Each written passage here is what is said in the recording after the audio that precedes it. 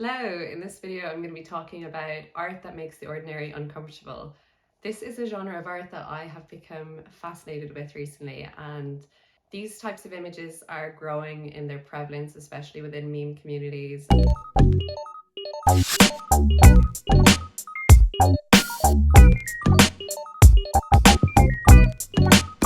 I want to do a bit of a deep dive into this genre of art that would often be referred to as cursed imagery within online communities. In order to give some background, I'm going to shed light on what cursed imagery is. Cursed imagery is defined as a picture, usually a photograph, that is perceived as mysterious or disturbing due to its content, poor quality, or a combination of the two. A cursed image is intended to make a person question the reason for the image's existence in the first place. The term was coined on Tumblr in 2015 and became popularized on Twitter in 2016 from the Twitter user @CursedImages. The appeal of cursed images is usually the mysterious nature of the photo, the strange aesthetic, seeing a place you've never seen before, or that feeling that you've got an intimate glimpse into somebody's life. The Cursed Images subreddit has over 1.5 million users. These images don't have to be inherently grotesque, but many of them are. The cursed images that I'm going to be talking about are not necessarily screen caps from an old horror film or pictures of wax-covered human or overfilled urinal. Art that makes the ordinary uncomfortable has very much evolved into its own genre in my view. It would be an injustice to the artists behind a lot of this work to refer to it exclusively as cursed imagery. The characteristics of this work are that they challenge aesthetic beauty. They are referred to as unsettling because often they merge two familiar objects or concepts together to create a new one. My favorite characteristic of this type of art is the transference of association from one object or activity to another. There's so many examples of this. A packet of mushrooms labeled with a cigarette warning, or a banana that resembles a cactus, or a pair of socks with door hinges. These make ordinary images absurd in some way. Often there is a pun or some kind of deeper meaning that can be extracted from the images. Meatwreck is an art project founded by Mitra Saburi and Patrick Boyle. Using daily encounters with everyday objects as inspiration, Saburi and Boyle produce visual puns that employ harsh lighting, commonly used food products, and as the name suggests, meat. Meatwreck launched in 2017, which coincides with when cursed imagery was taking off on Twitter. When asked about the purpose of their art, they said, "Our images present the underside of familiarities. They expose an obsession with the characters of objects and impressions of deeply inhabited spaces. We want to highlight moments of the everyday off, creating a continuous exhibition of the meaty wrecks that make up our everyday routines."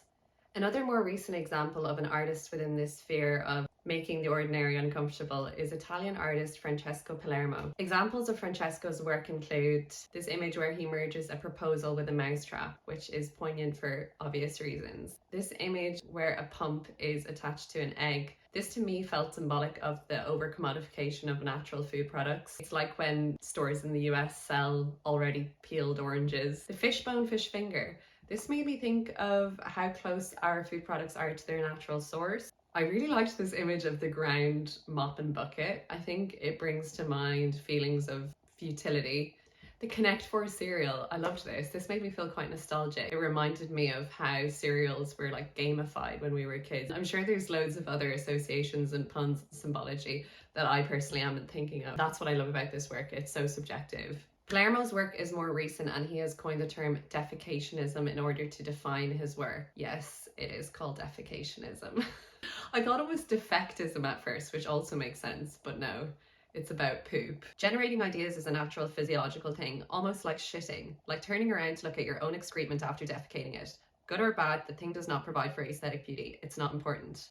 The rationale behind Palermo's work is that it's stupid artistic counterculture. There's no social or ideological battle. The closest thing to it that I would be aware of within mainstream realms would be Nicole McLaughlin's work. For someone that's never seen my work, the way that I would describe it would be like my imagination and my brain exploded. She employs bizarre visuals but within the context of fashion. But I like her work for the same reasons I like Meatwreck and Palermo's work. Nicole's upcycling projects include making slippers out of old armbands, creating a pair of shorts that also double up as storage for some old Lego pieces, and wearing a jacket out of mini cereal bags. Nicole's work is also rife with pun opportunities. However, she is known for seeing waste as an opportunity. I take old things and I rework them into new things. My work is an opportunity to be able to create a conversation. Nicole's accessible, witty, and functional practice serves as a reminder that sustainability is actually an operational philosophy.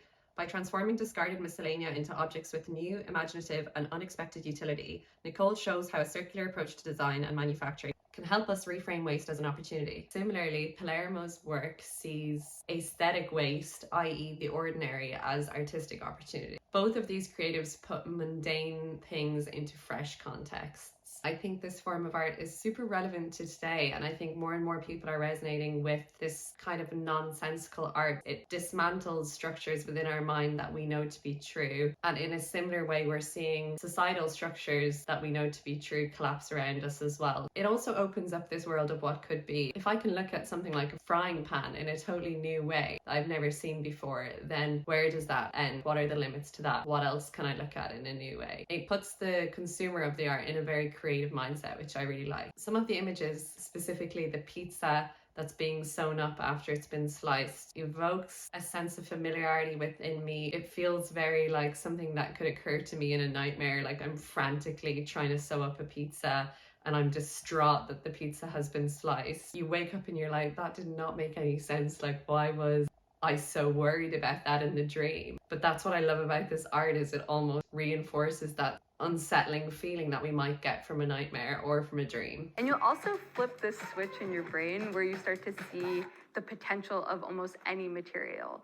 It opens up a world of what could be. You might think it's stupid, or you might say, well, why would somebody create that? It doesn't need to exist. And I guess that's the point. Anything that we think of can come into fruition. Tanya, that's beautiful. I think this work has very much a psychedelic feel to it. There's messages that can be extracted and there's really strong symbols. And I think that's why it's been picked up so much by meme communities and niche corners of the internet. Because they're so ordinary, everybody can connect to it on some level. You can look at something and draw a conclusion about it, like I have with some of the images, and somebody else might think something completely different. So I think that's what makes it a really great medium for memes. Oh my god, I'm so obsessed with memes. Anyways, I hope that this video was at least somewhat insightful to somebody. I'm really obsessed with this style of art and I'm really excited to see how it evolves. I don't like to bring commercials into it, but I feel like we're gonna see this kind of thing more in like billboard advertising or online advertising, where bigger brands are going to capitalize on this. Because to me, I'm shocked that striking, confusing imagery is not being used more in conventional advertising. So memorable. I would not be able to walk by a billboard with this type of messaging and not think about it for the rest of the day.